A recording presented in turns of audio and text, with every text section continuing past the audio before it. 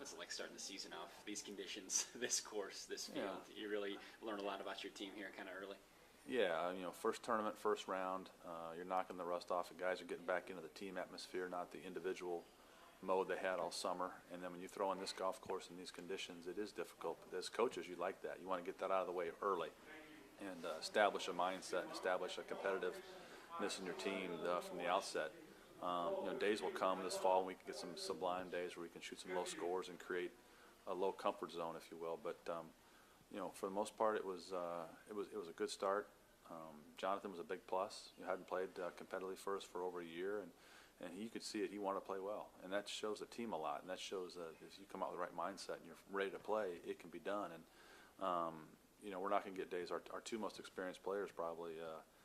Dietrich and Danielson, 7 over for the best one of those two, is not going to happen a lot. I think they're going to play better than that, and to still be in this tournament and still have a good solid round is a positive. I feel like this team's still kind of searching on its identity here. I mean, obviously you're just getting started, and losing Thomas Pieters. Obviously, any team who loses some of that caliber has got a big shoe to fill. Yeah, I think you search for your identity all the way through the fall. I don't think you find it just in one day or one tournament. It's going to take us 2, 3, 4 tournaments. We're going to spend time on the road with each other. We're going to find out who the leaders are and who's the relief, who's the intensity, who's the laugh. We're going to find all that out as time goes on, and we'll develop our identity. But again, we're trying to play. Next April, May, June. This is a long season, and we got the next 7, 8, 8 months of the season. So it's a long way to go. But this was a good start. We identified some things. Guys got out and, like I said, knocked the rust off competitively as a team, and it's going to be fun to see what happens here on out. What's the runner-up finish last year do for you guys this year? Is it nothing? Is it just forgotten about, or does it help you, or what's it do? I think the runner-up finish shows we can do it. It shows it isn't a pipe dream competing for a national championship. It shows that we have players that can play at a high level, but it's also in the past, and we have to move on. And every team has its own identity, has its own mode, and we're going to find this one throughout the fall. But it shows us that we can do it, but we can't keep living in the past. It's in the past, it's in the books, and it's time to move on.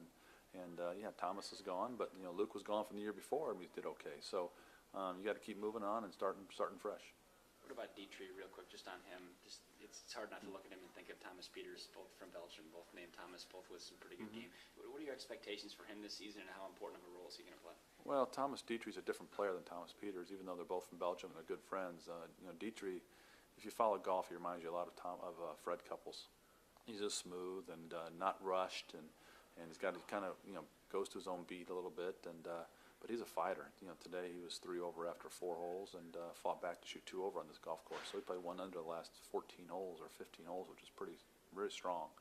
And he's got some game in him, and he's only a sophomore, so he's got some time left and to keep getting better. But today's round shows a lot what he can do.